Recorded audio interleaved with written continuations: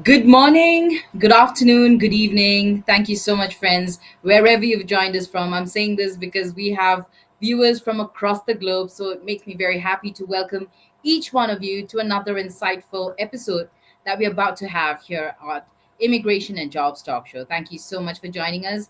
I'm your host, Nipasa Pradhan, and before I introduce you to today's topic and the guest for today, I have this important disclaimer I need to read out.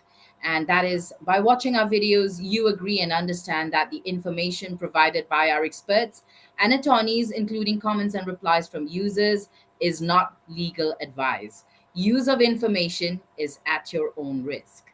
Once again, friends, thank you so much for joining us. And we are streaming live right now on YouTube, LinkedIn, and Facebook.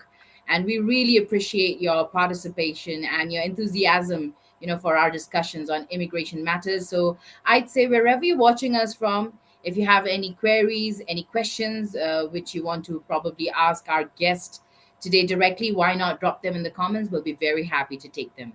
But otherwise, hello once again, and welcome to this webinar. We're going to have a very interesting discussion. And I think before I tell you about the topic, please help me welcome a very special guest once again who's going to share with us his wealth of knowledge and experience in this show. So please help me welcome once again Eric G. Morin, who is a retired Foreign Service officer with an impressive 20-year career servicing as a consular officer in the Department of State. Well, friends, he is an Udeti visa consultant. How are you doing, Eric? Thank you so much for joining us once again today. So good to have you. Uh, I am doing very well. Thank you very much for having me again. Good afternoon or good evening to everybody out there. And if I can just say at the very start, it's the start of the Olympics, so I got to say go Team USA. But I wish all the competitors good luck and success in the Olympic Games. Absolutely. And for folks out there who probably seeing Eric for the first time, maybe Eric, you could just tell them a little bit about yourself. Yeah, of course. So, as you said, I've worked for 20 years at the U.S. Department of State as a foreign service officer, doing visa work all over the world, in countries ranging from Azerbaijan to Venezuela, and in all parts in between. I've worked on lots of different embassies, and I've been in charge of and been concerned with doing visa issuance for both non-immigrant visas, such as tourist visas and student visas, but also immigrant visas and such as the diversity visa as well as the general immigration visas. So now I've retired and I've started working as a visa consultant with Udeti Visa. If you take a look at the banner on the screen, you'll be able to see our contact information, and we're available for your individual consultations with that information down there. So please reach out to us if you would like an individual consultation with either myself or one of the other consultants, and we're happy to help. Thank you so much, Eric. And we're truly honored to have you with us today on this show. Thank you. And friends, without further ado, let me tell you about our topic for today. It's going to be very interesting. And the topic is how to be successful in the DV lottery from application to interview. The whole process we're going to touch, and Eric is going to probably give us some tips and prepare us on how we can prepare ourselves for a good DV lottery. So, Eric, if you can tell our viewers who've joined us, what can they expect from this episode from Well, us? sure. So let me just kind of take a step back and let me kind of introduce the topic of the diversity visa lottery. So back in 1995, this program started, and what it does is this was a visa program authorized by the U.S. Congress that set the rules for immigration to the United States from countries that have been less representative of immigrants in the past. So these are from countries that traditionally have not been able to immigrate to the United States in large numbers.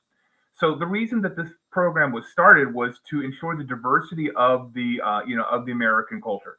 And as a lot of people know, America is considered a melting pot of people from all over the world.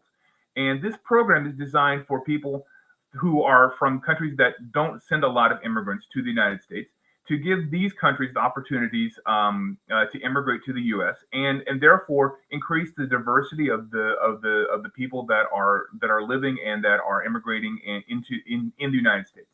This is considered to be a public benefit. The United States is, it welcomes immigrants from all over the world, and we wanted to give opportunities again to countries that are maybe smaller and don't have the ability to sponsor family immigration. And so this is a wonderful program. In it, about 55,000 visas are approved annually for people from these countries to again to immigrate to the United States.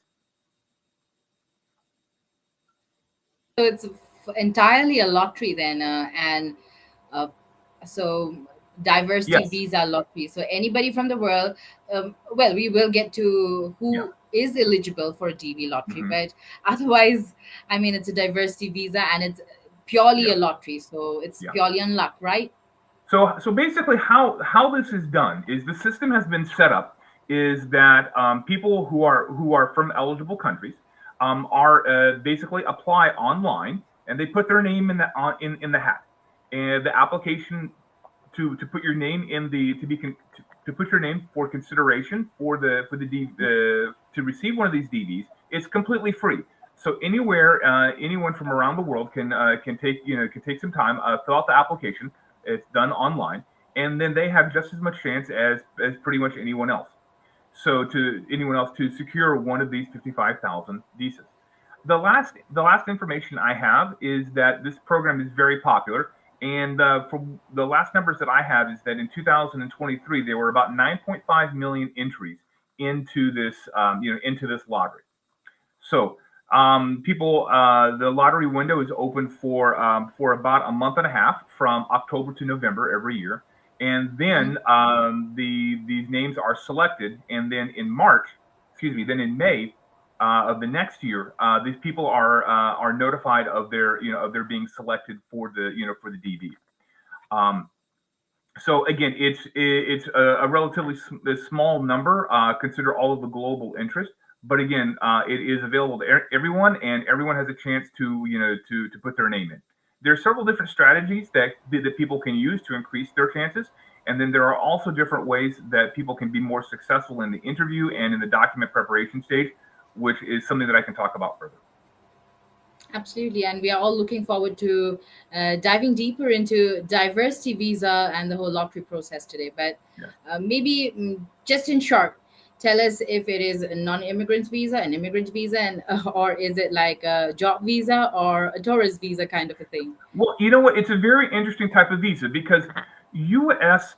Immigration law for people who are wishing to immigrate to the United States, that is, to move Mhm. permanently to the United States and to live there and work there and make it their home, is usually based on either a family, basically having a family member in the United States who can petition you, or to have an employer basically arrange for a job. This is usually for people with high tech skills or in industries where there's a demand for skilled labor. So Mhm. those are usually the two main ways for people to immigrate legally to the United States. And this was an interesting third way because with the diversity visa, you don't have to have family members in the United States. And you also Yeah. don't have to have a job offer before your visa is approved. It's basically being selected by the luck of the draw, making and meeting the qualifications, and then you are given this visa to go and establish yourself and immigrate to into the U.S. as you wish. So in that way, it is considered technically an immigrant visa, but it's really unusual because it is not family based and it is not employer based.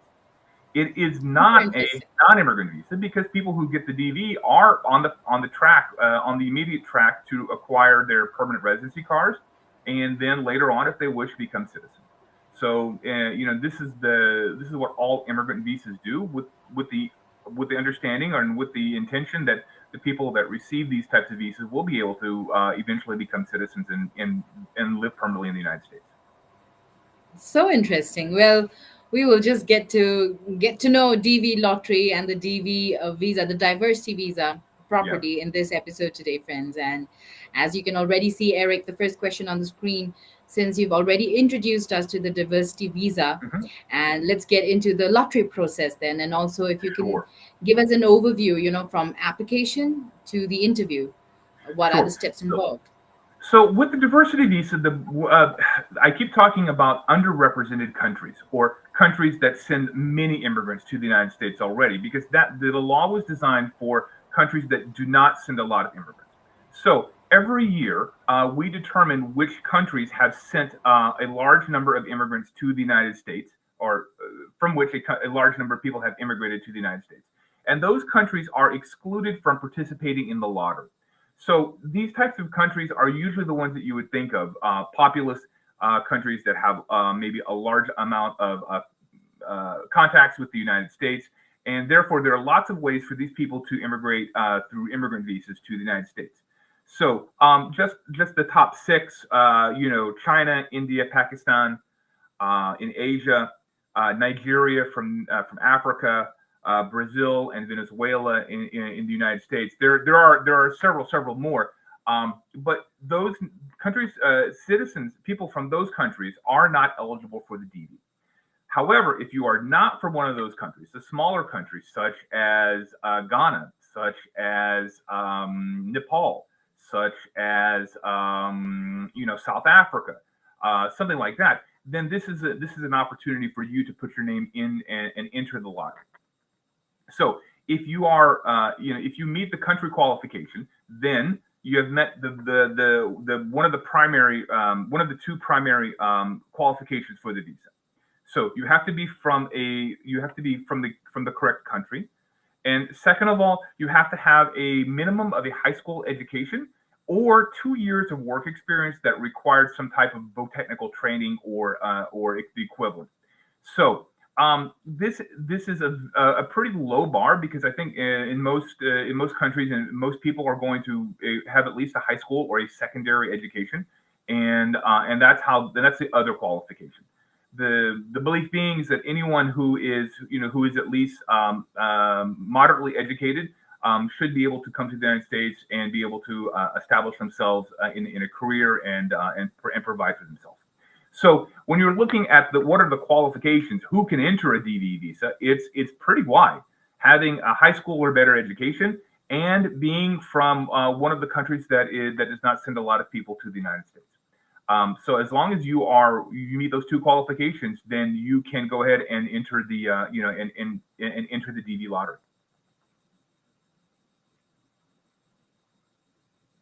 Had cases like these, like people who are entering into the TV lottery, um, if they're not coming for work, and if they do not even have family, what do they really come for? And maybe they come to the US first and then apply for a job later. Is it something like that? Well, yes, exactly. So the diversity visa, it allows someone the right to enter the United States with the intent of immigrating and living permanently. However, it does not offer a guaranteed job.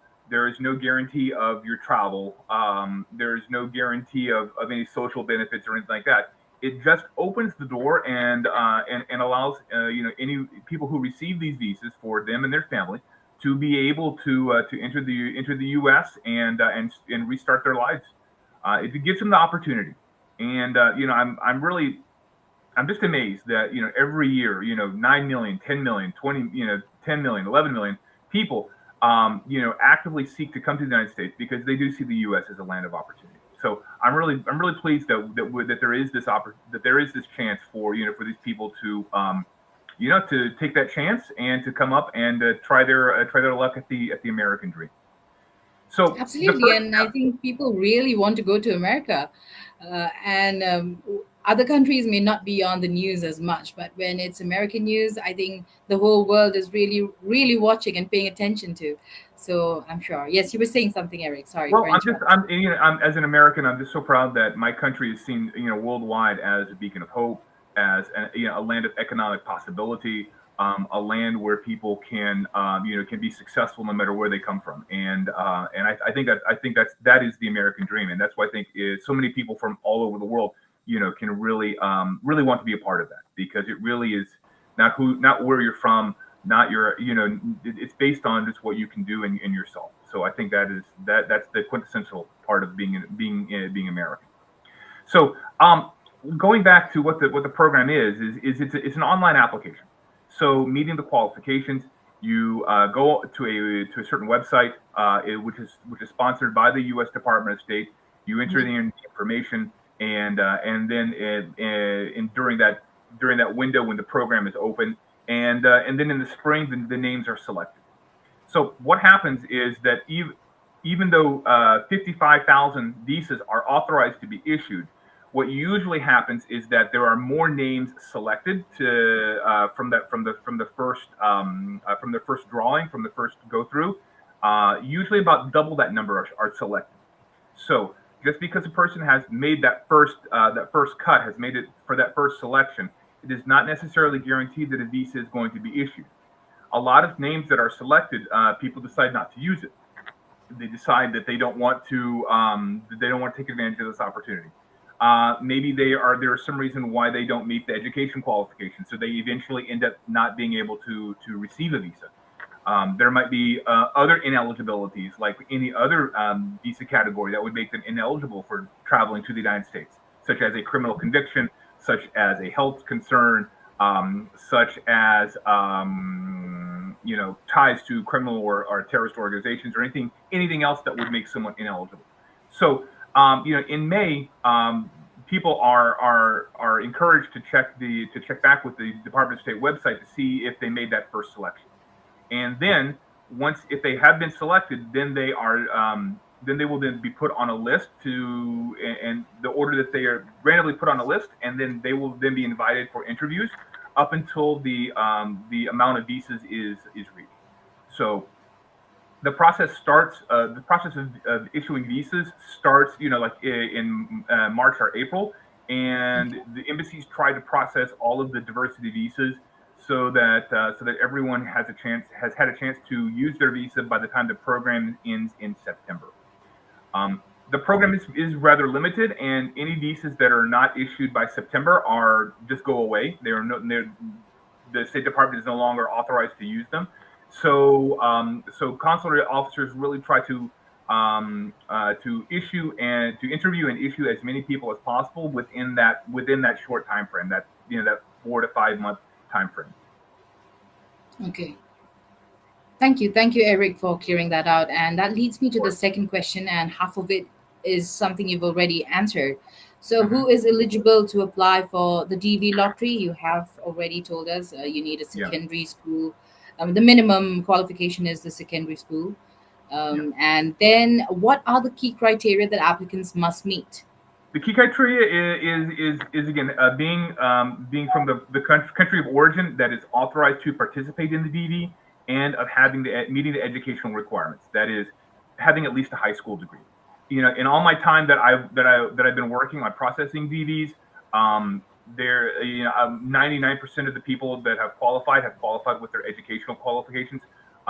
There is a carve out for work experience, but most of the people that are going to meet the work experience requirement are also going to have at least a high school degree. So although there is a carve out, it's not a requirement to have a high school degree. 99.99% of the people that I've interviewed qualified that way. So in reality, it's the education and it's the country of origin. Those are the two criteria. Those are the key criterias. Okay, Yes. thank you, Eric. Thank you. So, folks, if you are eligible to apply for a DV lottery, there you have it. You know now. Yeah. Moving on, Eric, I got another question. And Hmm. also, at this moment, friends, I also wanted to tell you if you want to contact Eric directly, why not? You can also book a consultation with Udeti Visa, and he's an expert. All you have to do is use this promo code IT people, as you can see on top of the screen, and you can have a 15% discount on the consultation. You do a booking with Udeti. All Yeah. right. So thank you so much, Eric. And yeah, oh, okay. So I'll just say hi to all you friends. Thank you for joining. Akbar, Neha, Shaukat, Sarika, Norit, Mehna, Vijay, Choi, Jayesh. So many questions. I think we Hmm. should take up one for sure. And Yes. my team said, Vijay. Vijay is on YouTube asking, does having B2 rejection 2 to 3 years ago affected by the DV visa if selected? Well, that DJ, that is a great question, and and the short answer is no. This is one great thing about the DV is that having a prior refusal, and I'm going to assume it was for intending immigrant status. That's why most B2 visas are refused. The what we call the 214B. We did a whole episode on that a couple of weeks ago. Um, so us having that type of rejection on for a B2 visa does not in any way restrict you from applying for a DV. Um, Immigrant visas are a completely different set of it's a completely different type of visa from a non-immigrant visa. For a non-immigrant visa, you must establish to the consular officer that you are not intending to reside permanently in the United States. An immigrant Mhm. visa, such as a family-based visa, such as an employer-based employment visa, or the DV, it is with the full understanding and the full expectation that this person will immigrate to the United States. So Mhm. therefore, the requirement under 214B to not be an intending immigrant is absolutely null and void because by de facto you are an intending immigrant, and the right to immigrate is basically having been selected under this program. So having a prior 214B refusal for a student visa or for a another type of visa will absolutely not affect your qualifications for a DV. Absolutely not. Thank you so much for taking that up for Vijay. And Vijay, thank you for your question as well. This is paired with Udeti channel. So thank you. Let's move on to the next one. This is from Jayesh. This is on YouTube as well. Hi here on December 23, I almost got Yeah. approved, but the VO at that time really want me to visit far country. At that time, I only visit Malaysia. On May 24, I have traveled to Russia with an e visa. Hmm. Okay, Do so you Ty, it think I sounds. can go for B2 now, or is it better for me to visit Singapore or Japan? Both countries are free visa Mhm. to have better pattern of travel. All right. Well, Jayesh, it sounds like that you are applying for a B1, B2 tourist visa or some other visa. You didn't really specify, but that's what I'm going to assume. Um, Consular officers look at a lots of different things when they are evaluating someone's qualifications for a B1, B2 visa, such as um, their ties, such as their family ties, such as their employment, such as financial ties, and Mhm. indeed another thing that these officers do look at is international travel. Um, Consular officers tend to believe that if someone has traveled appropriately internationally before, they are more likely to use their visa to the United States appropriately. So having additional travel can be, can help bolster your application for another B1 B2. Um, Okay. I would, but it's not the entire thing. Having those two stamps or having traveled to those couple of countries is not going to be a guarantee that anything is going to be better for your Mhm. chances this time. You are still going to demonstrate that you have strong economic ties and strong family ties to your home country. So I don't know. It can help. It might help. But it's not a guarantee that anything else is going to be that your application this time is going to be any more successful. Mhm. So decide. Think about that before you decide to make an expensive trip to Singapore or Japan. Travel to anywhere it can be expensive. So think about that before you decide to go ahead and take those trips. Yeah, that makes it pretty clear. Thank you. Thank you for your question, Jayesh, and thank you, Eric, for taking that up. I think there's a follow up where it said the VO told me at the interview you need to travel outside Asia if you want to apply again. Um, could be. At when I was doing visa interviews, I never told anyone if you do A or B, you will get your visa because I would not be interviewing that person the next time, and I don't know what the next consular officer would factor into their decision. So I refused. So I usually declined to give such definitive statements. Um, it could be you were on the borderline, and some international travel might help. But I think the visa officer kind of made an error by saying that you giving you one specific box to tick to and say that your visa will be issued after that. That's really not the case because you will be seen by a different consular officer, and they may have a different view of your international travel. So yeah, take what she said kind of like with a bit of grain of salt, as we say in English. That in itself may or may not be enough to guarantee you the visa. So Just just be aware of that. But good luck to you, Jace. Very interesting. Thank you so much for your suggestion. And Jayesh, I hope that answers your question. Thank you for your question once again. All right, let's move on now. I think we'll take up one more from our side, and then we'll move on to the questions from our folks out there. Yeah, and if we All could right, take Eric. Yeah, Geetka's Eric, you question said. next because that's a really good one. Sorry.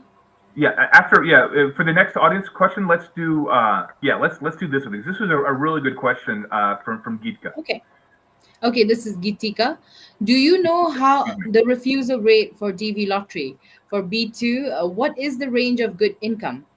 Do you pay attention to the salary and past work section as well? Okay, so I think she's asking about two different things. But what I wanted to talk about first was the refusal rate for the DV lottery. So the refusal rate is actually very low for the DV lottery. By the time you have been selected, and because people choose to enter the lottery themselves, and most people know the qualifications ahead of time. Very rarely did I see people who did not meet either the educational or the country of origin requirement. It's there. It says you have to be. It's just those two things. So by the time the people had already entered the lottery, had already been selected, had gone through their medical exams, and finally were coming to me for the interview, there was usually very few reasons to refuse a DV lottery. Once they actually came to the window. We were pretty much looking at other ineligibilities, such as criminal convictions, such as medical issues, such as terrorist connections, things like that. Um, Mhm. but we were also looking at family relationships. We were looking at spouses and children and things like that. Those documents. But as long as everything was okay with that, and then there were no other problems with the information that they provided on their DV application, it was approved.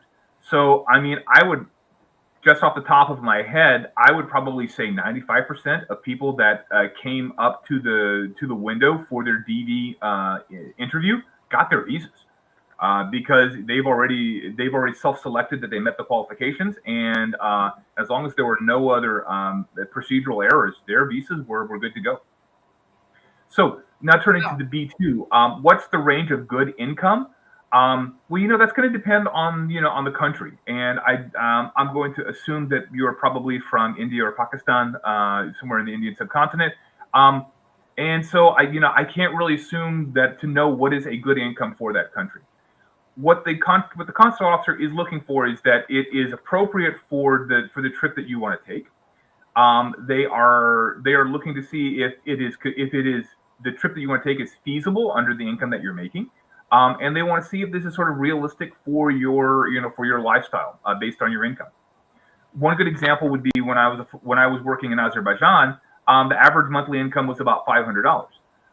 When people would come to me and I would see that that was their income and they were planning a trip to New York, um, man, I would go through the costs with them, and it would end up being 3 or 4 times, or even 6 times their monthly income just for this short trip. To me, as a consular officer, that made no sense. Why would someone spend 6 months, half of a year's income, just for a short trip? However, if it was a rich oil executive, someone who worked in the oil and gas industry, or something like that, and they were making quite a bit of money, then taking a 2 week trip to New York made a lot of sense because it was not that much of their overall yearly income. So the consular officers don't have a set income limit, but they do look at does this trip make sense for someone at your income level? And finally, do they pay attention to the salary and past work section? Yeah, we will take a look at that. We want to see how long you've been at the job. They want to see, do you have a long career? Do you have a stable work history? Or are there indications that this is a new job, or do you have a history of moving around a lot? So yeah, we do pay attention to both the past salaries and the past work section. Okay. Thank you so much for taking that up for Gitika. And Gitika, truly very nice question. Well, I think we will surely take up all your questions from the audience. This is to you. You keep commenting, but I think it is time now for a short break. But before we Sure. go for the break, I would like to say that you can always contact Eric directly, and you can even book a consultation with Udeti Visa expert. And you just have to use this promo code, which is displayed on the screen on top. It's called IT People, and you will get a 15% discount from Udeti Visa. All right, so this is Eric G. Morin, and he is Udeti Visa Consultant, a retired U.S. Foreign Service officer, and you can even contact him directly on his number. His number is displayed on the screen. Please note it down. 630 Once again, 630 That is his number.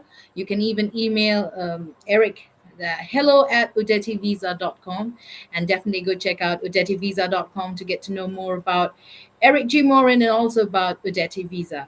So thank you so much, friends. Don't go anywhere because we'll just quickly go for a short break. And once we're back from the break, we will discuss further on the DV lottery and get to know how to prepare ourselves for it. All right. With none other than Eric G. Morin, our guest for today on Immigration and Jobs Talk Show. This is Nipasa Pradhan.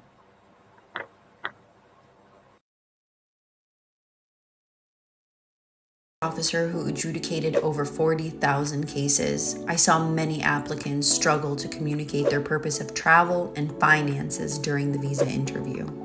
With better preparation, many could have secured their visa. At Udeti, I offer one-on-one visa interview strategy sessions. Let my experience be your guide so that you can ace your visa interview.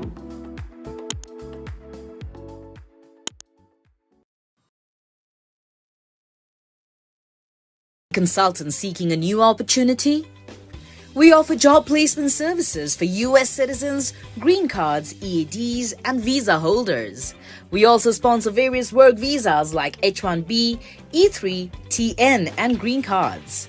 20 plus years of experience in the industry, exceptional employee benefits, highly rated by our employees, global presence with 200 plus recruiters and direct clients. Connect with us. Call us in the number 408 335 6444 or mail us at nipa@higheritpeople.com or visit our website www.higheritpeople.com.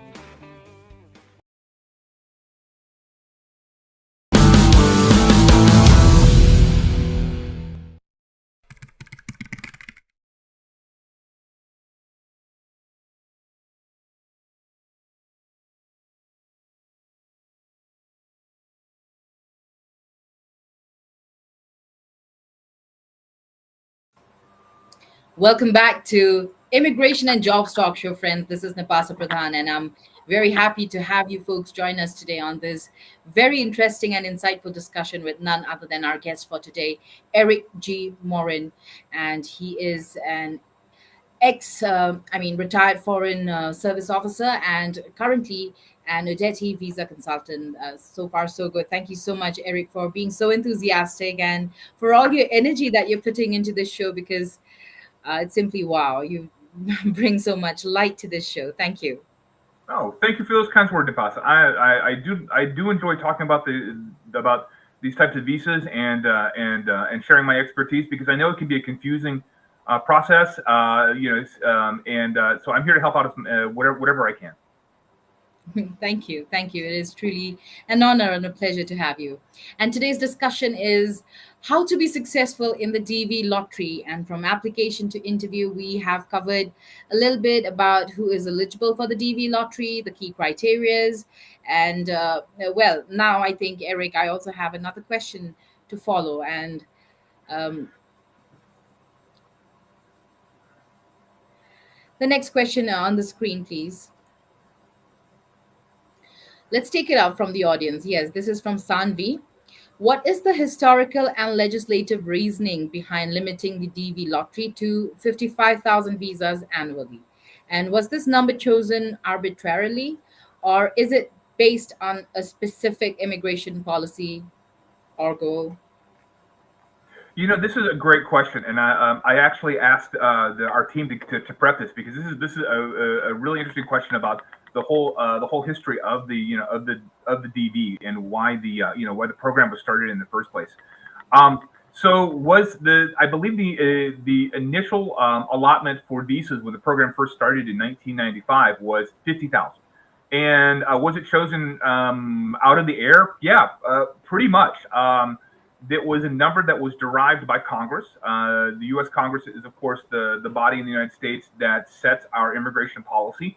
And when the immigration law was amended in 1990, with the program starting in 1995, that was the Mhm. number that Congress determined was going to be the number.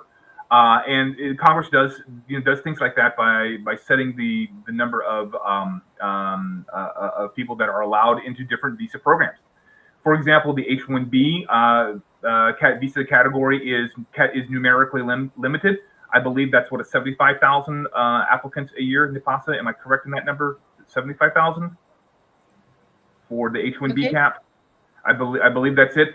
And there are also thank you. And there are also other types of visa programs that are numerically limited. For example, the Afghan special immigrant visas are numerically limited. The number of there are also other limitations that are not numerically limited, but are regulated by Congress. So yeah, it was pretty much picked out of the air, and it looks like it was probably increased by 10% somewhere down the line because there's probably an increased demand for it. Now there have been there really has not been any debate over the diversity visa program continuing it, because this has been written into law, unless the immigration law to the United States changes wholesale, which in the current political climate I don't think that's going to happen anytime soon. I think it's going to Mhm. continue at this level for the foreseeable future. Um, could it be changed if there is immigration reform laws passed in the United States? Could be. Will it ever be eliminated? No, I don't think so. I think it's significantly popular. And I think it is significantly benefited the United States. In the 20 years that it's been in effect. I don't think it's going away. But this is a very well thought out question, Senate. So thank you very much for posting that. Thank you, Sanvi. Thank you. Thank you, Eric, as well, for taking this up. And I think we should move on. And if you could quickly give us a few tips, four essential tips for being successful to get a DV visa. Folks out there Yes, must be wondering. Yes, I love this. So we're able to move from the theoretical and the legislative part to actually the brass tacks of the details of how to be successful. So first of all, just like any lottery, you can't win it if you don't enter it. There is no charge for this service. You can go ahead and enter in once a year, one entry per person. However, if you are married, both of you can apply at the same time. So if the husband wins, the wife goes as his spouse. If the wife wins, the husband goes as her spouse. So if you are a married couple, it does not cost you anything for both of you to apply at the same time, assuming both of you meet the educational requirements and are from the correct country of origin. So, if you're a married couple, double your chances for both of you applying. Second of all, if you're going to be successful and eventually end up getting a visa, you need to check your status, which is usually released around May. You need to check your status as soon as possible, because they are waiting for you to confirm that you are interested in pursuing the visa for it to move Mhm. forward. So if you wait until May or June, when the visa program has already started issuing and they've already started selecting and informing applicants to come for their visa, you want to be among the first.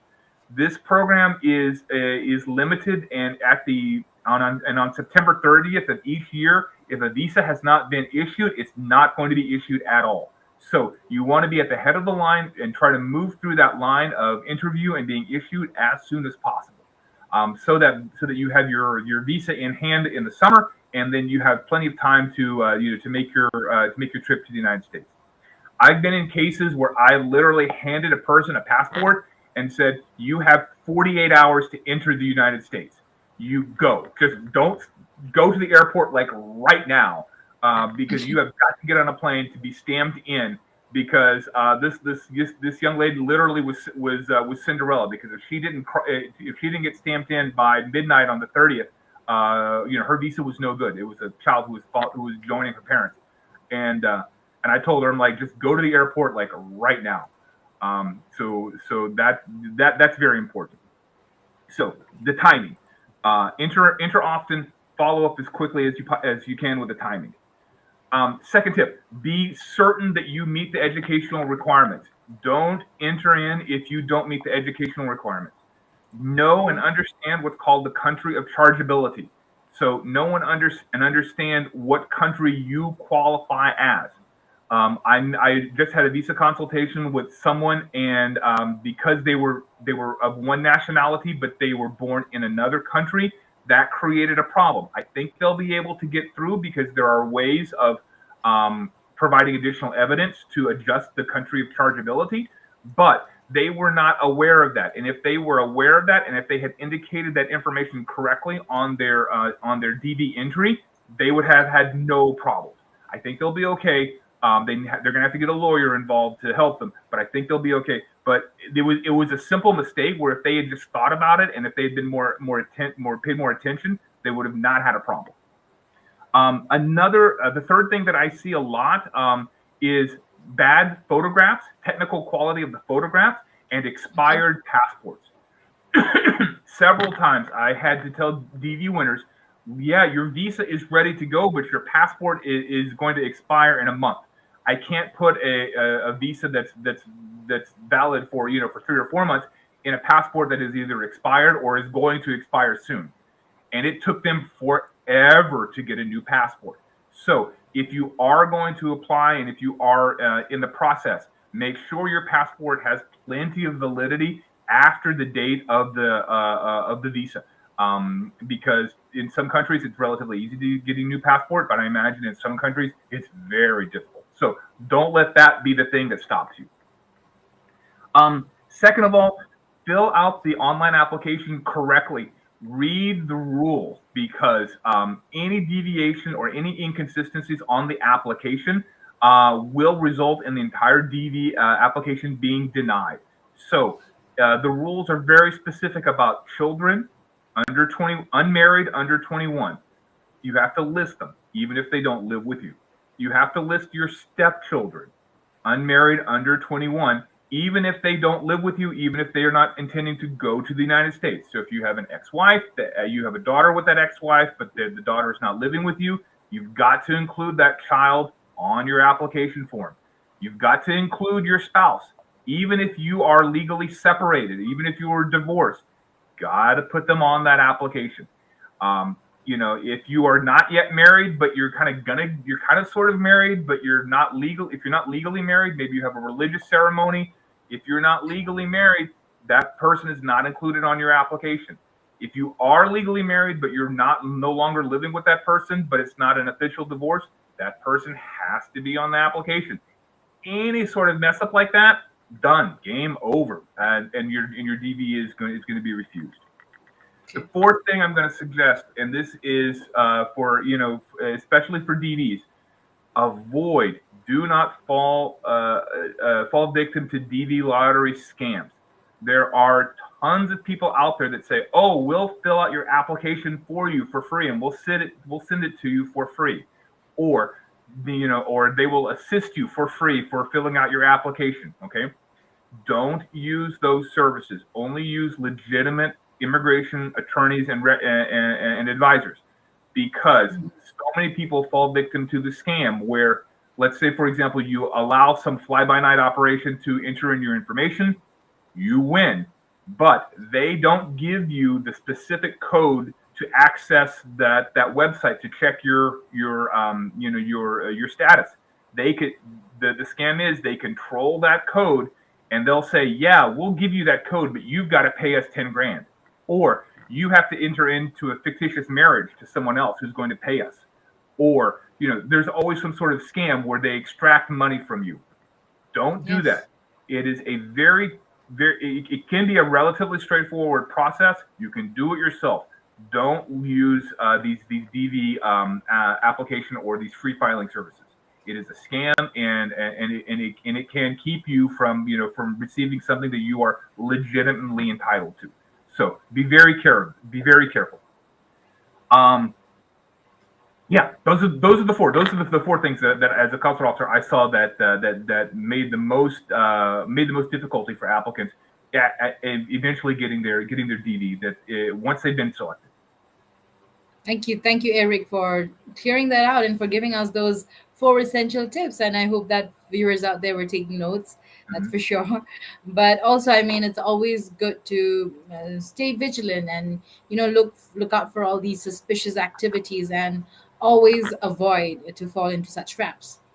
And if Yes. you feel confused, we have experts, and we also have Eric here, who you can also contact directly. And you can find his information scrolling on the screen.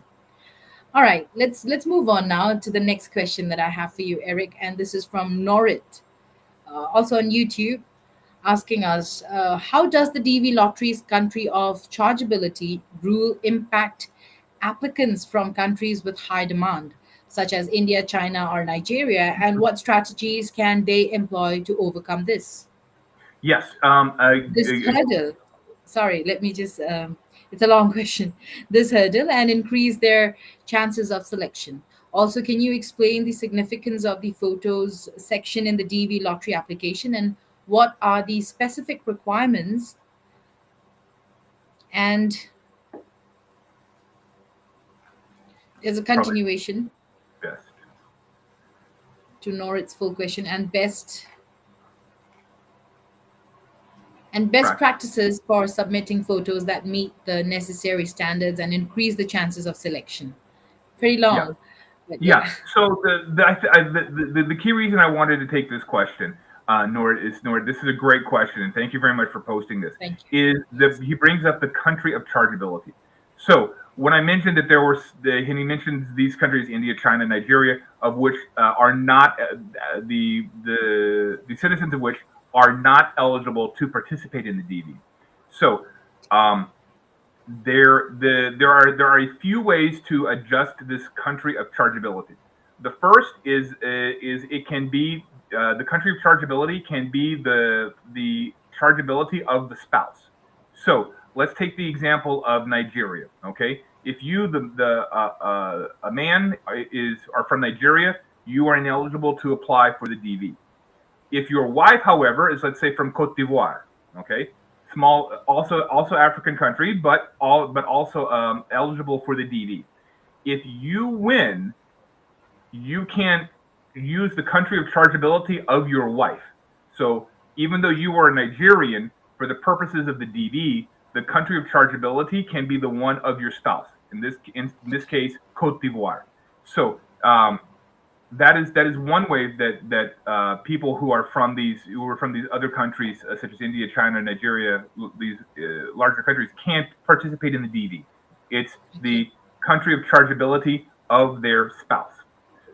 The other little exclusion, or the other little loophole, would be you can try to claim the chargeability of the nationality of your parents.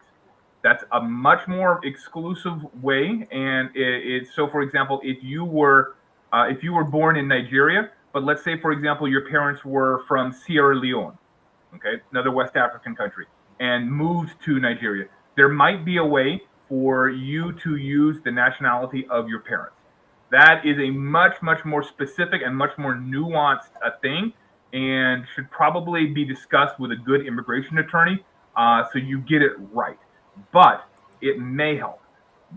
But those are really the only two ways that people from these more populous countries are able to take advantage of the DV, because the DV is a diversity, and so if there are many immigrants from this one country, we really want to encourage immigration from other less represented countries. But that's a very good question, Norit. As for the photos, I can't really speak to the technical qualifications, but here is one thing where it is really important to where I would suggest everyone to make sure the photographs are of the right quality, the right size.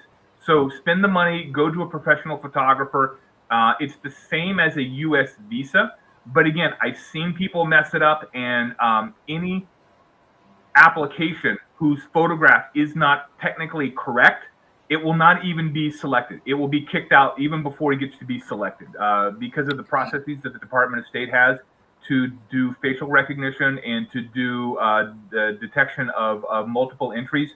Um, it will automatically kick out any photograph that is not of the right quality. So be very important, pay very close attention to to that part of your application, because again, if the photograph is of poor quality, you're wearing eyeglasses, you have a hat on, or something like that, where it's not the technical quality, application is not even considered. So make sure that part is correct for for it to even make it through the first pass. And I think it should be one of your latest photographs, right, Yeah, Eric? it has to. Again, that's why that's one of the details. I had a case where the person applied for came for their DV interview, provided the photograph, and it was the same photograph that was in their passport from 5 years ago. Okay. Nope, denied, done, out the door.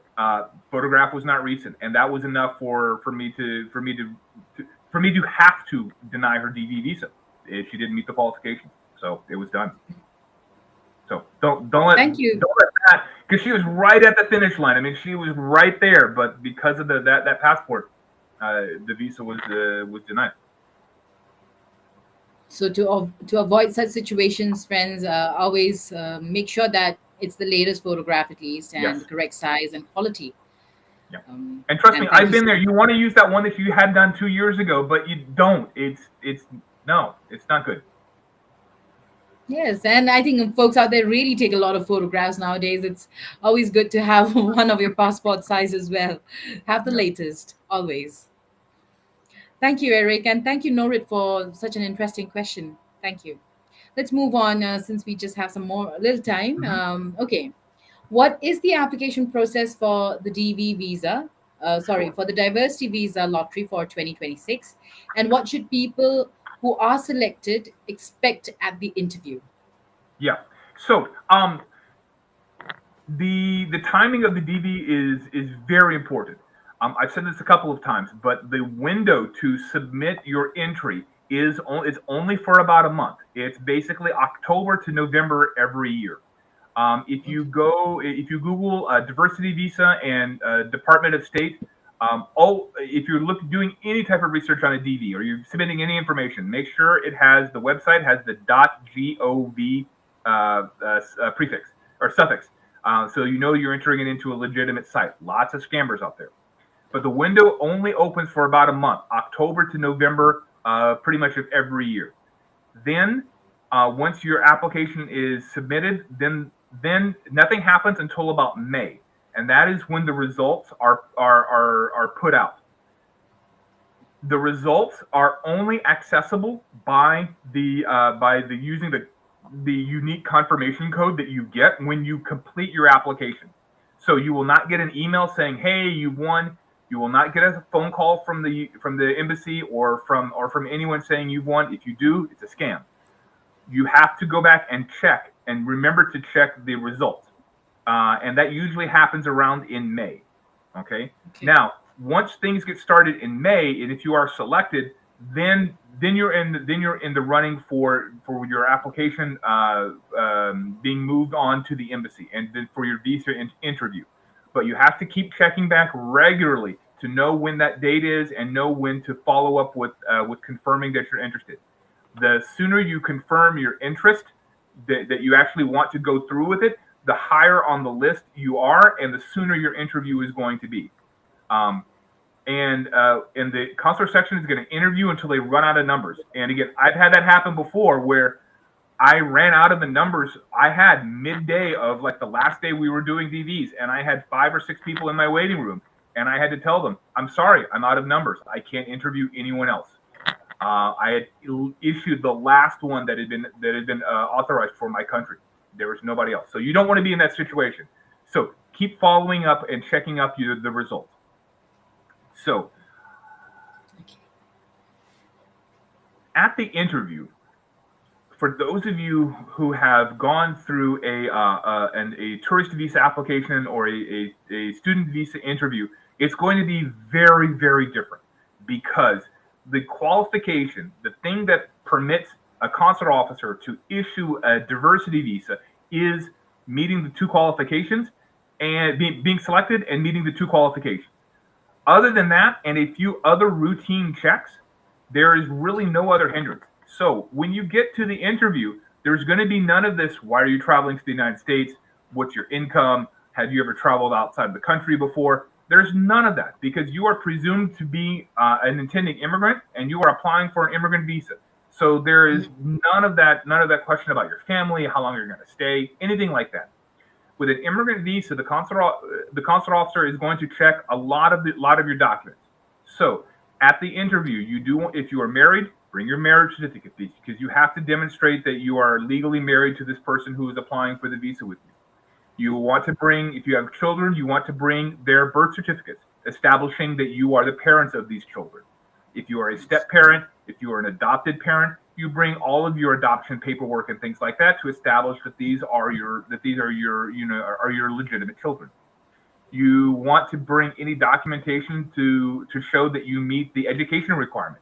So if you are a high school graduate, bring all of your high school graduation documents. Bring your diploma, bring your grades.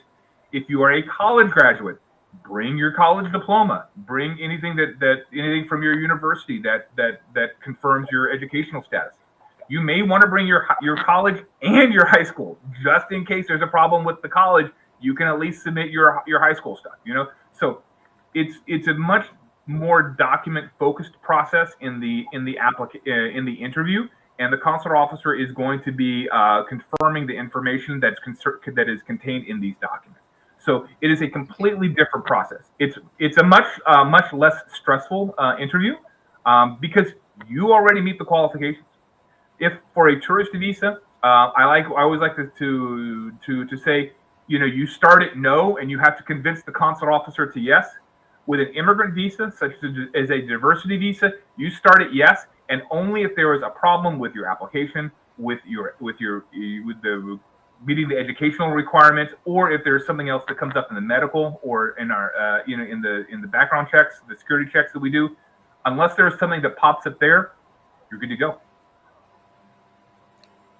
Thank you, Eric, for making that very clear. And I had a question. You said 55,000. So this lottery just happens once every year, right? And in Yes. case they don't have that 55,000, is it like, do they have another lottery like for the cases of H1B in the previous years, or it's just one lottery annually? Yeah, that's a great question, Nipasa. So it is one lottery per year. At the end of the year, the program is closed and all that information is put aside. If you want, so you have to reapply every year. There's no rollover. There's no automatic entry in next year's lottery. Is that if you want to apply for 2026, you've got to do it at that when that window is open. If you want to apply for the next year, you've got to physically go and resubmit all of that information for the program next year. Nothing rolls over and nothing is carried over from the previous year. Each year is its own program. Okay, and it's fixed 55,000. So Yeah, whether people 55,000. drop out or not, I mean, it just happens Yeah. once. And that's the thing because we're constantly getting updates. It's like, okay, Ukraine, you've got five left, as we would start interviewing, we wouldn't be checking, but towards the end, as we were getting closer, because we would keep a tally and we would know, and we would check with our visa office, and towards the end of the program, they would be sending out emails saying, okay, Ukraine, you've got five left. Georgia, you've got 15 left. Um, Cote d'Ivoire, you've got two left. Just so that because the not only is the number restricted overall to 55,000, but there are some geographical limitations. Africa gets a certain percentage, Asia gets a certain percentage, the South America gets a certain percentage, and then there are also limitations on the number given to each country. So there's always some little fine tuning in the numbers, but once that cap is reached, there are no more visas authorized. And let's if we could do one more quick question because I think Vijay has a really good question. So if we could go ahead and throw that up on the screen for for everybody?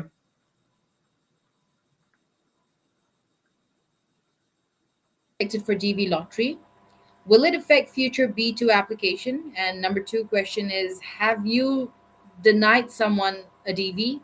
If yes, why? And can you apply again if you get rejected for a DV visa?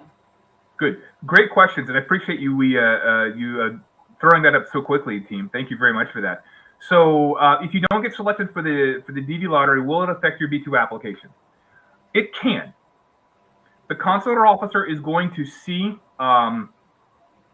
if you enter in the DV lottery, and the consular officer will also see if you actually came and applied for the DV. So, and they will take that into consideration when they are applying for future B1 B2 applications, because by entering in that the DV lottery, you have at least theoretically put the idea out there that you if possible you would not be against immigrating to the United States. So it is one of many factors that a consular officer can consider, and it can go either way. Um, as we've talked in in previous webinars, you need to convince a consular officer for a B1 or B2 visa that you are not intending to immigrate, and the consular officer starts with a rejection, and you need to convince him otherwise. And a proactive step of entering the DV lottery kind of does give the impression to the consular officer that you are interested in immigrating to the United States, which does not really help you when you are applying for a B1 B2 visa. But it is not an automatic disqualification. And I have talked, and I've talked to plenty of applicants, B1 B2 applicants who have applied for DVs. Some were even interviewed, but they ended up not using them. To me, that was a great sign. If someone was actually issued a DV but decided not to use it, then that told me that they were still more interested in staying in their home country, and I felt much more comfortable approving their B1, B2. So in that case, it was a positive. In other cases, I've seen young people from less developed areas of the countries where I was working on, and I saw 8 or 9 DV applications. Again, not against the law, but that told me that they were still really, really hoping for any opportunity to immigrate to the United States, and I was not inclined to approve their B1, B2. Of course, they had other issues and other reasons why I would not have approved their B1, B2, but the fact that they had applied so many times for a DV, that told me that they were definitely seeking immigration opportunities. So therefore, really not qualified for a B1, B2. So. Yeah, it is seen, it is considered, but it can be a good thing, or it can be a bad thing. Finally, have I ever denied someone a DV? Yes, I have. I've denied them for straight up not having the education. This was in Afghanistan, where the education system was so broken for so many years. They did not meet the education requirements. They could not establish that, and they did not have the work experience. So I had to deny them for that. I've already told the story of having to run out of visas that I could have issued. There were instances where people did not disclose that they had children, and which was a requirement, the disclosing on the application form. I've had some medical issues come up where people did not meet the medical requirements. Usually, it's infectious diseases and things like that. And while they could have gotten treatment for their disease and redone their medical, by the time they did that, the program had closed, and so their visas were effectively refused then. And finally, can you apply again if you are rejected for the DV visa? Well, you can enter the program again. You can certainly do that, but once a consular officer makes a determination if someone is qualified or not for the DV, then that's it for that for that program year. So let's say, for example, that you are not a high school graduate and you don't meet the educational requirement, then that's not going to change. So, if you were to reapply for the program next year, that ineligibility is still going to be there. If Yes. the application was refused for a medical thing, then maybe you have a chance to redo your medical and to have that condition cleared for, and then you could come back. And if I had a visa, I would be had a visa allocated, then I could follow up and issue. Um, so it really depends, but there is no prohibition if you are refused a DV visa 1 year from you entering the program in the next year. Okay. Thank you, Vijay, for that very interesting question. And I think we are almost coming to an end. But Eric, if we can quickly take this one last one. This is from Yes. TKK, asking on YouTube, how does the selection work, by humans or computer? It is computerized. Um, it is the people are randomly selected based on their country of chargeability. There is one slight tech. I'll get into the weeds a little bit. That it is the computer a logarithm is designed so that one country cannot take more than 7% of the visas. So if by random, Cote d'Ivoire gets a massive amount of people who are randomly selected, that's cut off at 7%. So 7% of 55,000 is, I don't know, I went to American public school, so I don't know math that well. But if a country receives more than that amount, then people from that a country are no longer allocated any more visas in the random selection. But otherwise, yeah, Okay. it is random by geography with that one little caveat, and then people are and people are just are notified of winning based on that. Okay.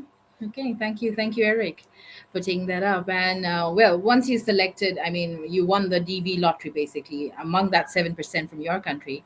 One quick caveat. You're sort of correct, Nipasa.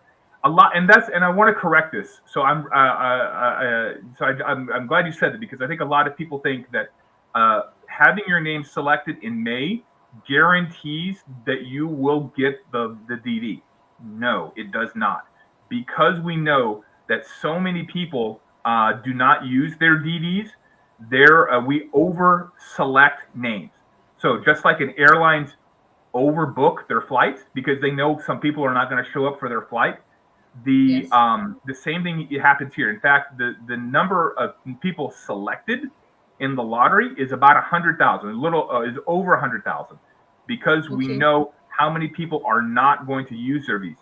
So just because you have been selected, congratulations, that's awesome. But it does not necessarily mean that there will be a visa guaranteed for you at the end of the process. Um, because it's such an inexact science, there are always going to be a few people whose names are going to be selected, but who are Yes. not going to be able to get their visa at the end of in the summer. So um, please be aware of that for everyone out there. And I wish you luck being selected and going through the process. But please be aware that being selected is not a guarantee that you will 100% have a DV visa ready for you at the when by the time you get to interview. You may not. So Okay. unfortunately, we just don't have any way of being more precise than that because we always know some people are going to apply and be selected, but not use that opportunity. We just don't Right. know who they are. So consular officers try to maximize that and to issue every last visa that they are authorized to, but just sometimes there are people who are selected and come September they're not able to be issued. Okay. All right. We'll have the last question for the day. Sorry, folks, if we couldn't take up yours, but Jayesh is asking, Sir, do you have any advice for me? What should I do? I have issued F1 visa in 2008, but rejected in 2024 B2 visa. Right. Sure. So you were applying. So it sounds like you went to the United States. That you studied in the U.S. There's not a lot. You didn't provide any more details about about your case. Um, Usually, if someone has traveled, oh, here we go. I have finished my F1 back then in 2008 to 2012 because I got fully funded scholarships from the government. And Okay. it was like 10 minutes interview. Every question she kept coming back to the travel history. No, okay. And at the end, she said with hesitation, "I'm sorry, sir, I cannot approve your visa unless you travel outside Asia." Guess she really wanted to see a pattern of travel. Even Right. I have issued F1 visa before. Yeah. Okay, Jayesh. Yeah, I think I can. I think I got a better idea of your situation. So, um, just because you've been issued an F1 before and you've used it appropriately, I'm going to assume that you have. You studied, went to the United States, maintained your grades, got your degree, came back to India or wherever, and started your career. Good for you. I'm going to assume that's the case. Even then, that is not going to necessarily guarantee that you are going to be you are going to be guaranteed a position to receive a B1 or B2 visa. Um, Everyone has to demonstrate at every interview that they meet the qualifications for the visa at that time. So while your prior use was good, your current situation, such as economic ties, professional ties, family ties, may not be there for you to may not be necessarily enough for you to be able to secure a B1 B2 visa. Um, you know, there's there's that situation in life where yeah you've gotten your degree and you are starting your career and you are building your professional ties and you are establishing yourself financially. Maybe you're buying your first car or you're thinking about buying your first apartment or something like that, and you're kind of building yourself, but maybe you're just not there yet to meet the qualifications that the consular officer deems appropriate for a B1 B2 visa. You're just in the middle. And I've interviewed tons of people like this, usually young professionals who are just getting started, and they just weren't. I just was not comfortable issuing them a B1 B2 at that time. What I would do is I would, especially if I thought this person had potential, I would put in my case notes something like, applicant doesn't meet the requirements at this time. However, with more professional development, could be a good issuance. Just to let the next officer know that in a couple of years, when that person reapplied, that the consular officer who saw them then was really on the fence, and which is an English expression would just mean just could not make a solid determination, and thought you had a lot of thought that person had a lot of possibility, but was just not approvable at that time. So that way, I hope that the new consular officer would be able to see that with a little bit more professional experience, this person might be issuable. I think that's the same thing that's in your case. So my advice to you: keep building your professional tiles, keep working at your job, keep doing a great job using your education that you gained in the United States. Keep building your financial stuff. Buy a car, buy your flat, things like that, and Mhm. keep establishing that you are an international traveler. Travel is also considered to be something that the consular officer is going to look at. So, if that is you, take some trips, establish a pattern of travel, and I think if you do that, in a couple 3 years, if you were to reapply, I think you could make the case that you are a much more stable, you are a much more financially sound, and a much more well-traveled applicant. And I think that will put you in a good place for getting that B1 B2 visa. So I Thank you hope so that much, helps. Eric. Yeah. Sorry, you're adding. But thank you so much, Eric. And really, Jayesh, very interesting question. So basically, Eric, just one clarification I really wanted, maybe for all our folks out there who are watching us also. So once a person gets selected in a DV lottery, wins it, and goes on a DV visa to America, how long can that person be there? Be there as in live in the United States Yes, forever. The forever. purpose of yes, forever, as long as they want to. Um, it gives the person the right to immigrate permanently to the United States.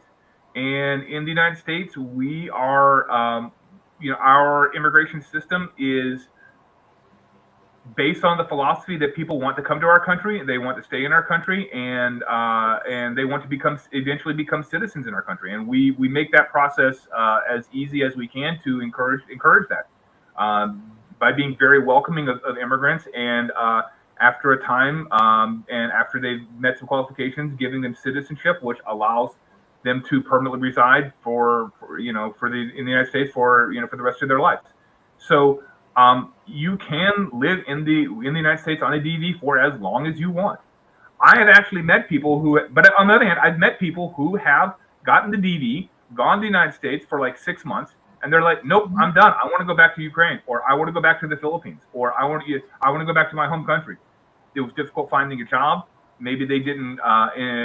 They had problem culturally adapting, financial issues, family issues, or whatever. And I've known people that have been in the United States, got the DD, and after 6 months came back to their home country, and they were no longer interested in pursuing that. They're immigrating to the United States. So how long can you stay? You stay as long as you want. It's totally up to you. All right. Thank you for making that very clear. And thank you for this whole session today. I held you up a little longer than an hour, but thank you, Eric, for doing this. Really Well, such an honor and a pleasure to have you I gotta here. say, our audience had some excellent questions. So kudos to everyone watching and everyone who participated in the chat by giving us questions. The wonderful, wonderful, nuanced and very specific questions. So thank you very much for that. It shows that we've got some people that are very interested in this topic, and I hope I was able to help answer those questions and give them that information. But I got to say, kudos to everyone out there for really making that happen. Thank you for that. Thank you, Eric. I mean, you make my part easier as well. I was just going to say that, but thank you for taking the words out of my mouth. So, thank you, all you folks, for all those wonderful questions. You make this session a very interesting one, really. And in case we couldn't answer each one of yours, we'll surely try and have the answers from Eric and maybe comment them. So, thank you once again, friends. And if you're watching this after the show has ended, after the streaming has ended, also, you can keep commenting your questions. And once again, thank you so much, Eric, for doing this. Such an honor and a pleasure to have you here. And thank you for making this entire webinar a very insightful one and a very interesting one. Well, you're most welcome. Thank you for having me back. I always enjoy these opportunities. So happy to come back. I'm already looking forward for our next session. So thank you. Thank you. Have a great day ahead. Thank you, friends. And there you go. If you want to contact Eric G. Morin, Udeti Visa Consultant and retired U.S. Foreign Service Officer, you can always call him on this number. You can note it down, 630-303-6165. You can even email him. Hello@udetivisa.com and visit his website. The website is udetivisa.com. You can get to know more about Udeti Visa experts and also about Eric G. Morin. And you can also book a consultation with Udeti Visas. And all you have to do is use this promo code to get a 15% discount. And the promo code is IT People. So this is going to be very helpful. And you should definitely go book a consultation with Udeti Visa. Folks, thank you so much once again. And if you have any questions related to immigration, jobs, and you're probably looking for a project placement, H4, EADs, green cards, anything, feel free to contact me as well. My number is 408-335-6444. My email address is neep@higherightpeople.com. And that's my number also for WhatsApp, by the way. And in case you want to know more about us, definitely go visit our website, www.higherightpeople.com, to get to know more about us. And if you haven't as yet subscribed to our channel, this is the time. Go subscribe, hit the bell icon, because we keep having discussions like these, which are very interesting, helpful, and free of cost. So all you have to do is subscribe, and you will be notified when we have webinars as interesting as the one we had today. And also, if we update you about news on immigration and jobs. So thank you so much once again, friends, for joining us today. And another good news before we go is for all you Telugu speakers out there, we are going to have Immigration and Jobs Talk Show Telugu channel very soon. So look out for that as well. Stay tuned to our channel. And once again, thank you so much. Y'all out there have a fun Friday ahead and also a very happy weekend. But also stay tuned to this space for more updates on immigration and jobs. This is Nipasa Pradhan signing off for now.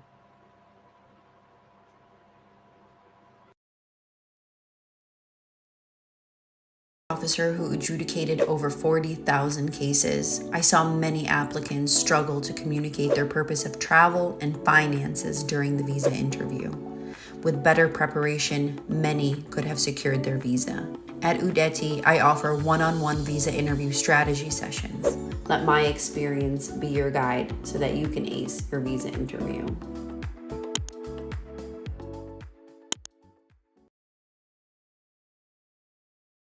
Consultant seeking a new opportunity?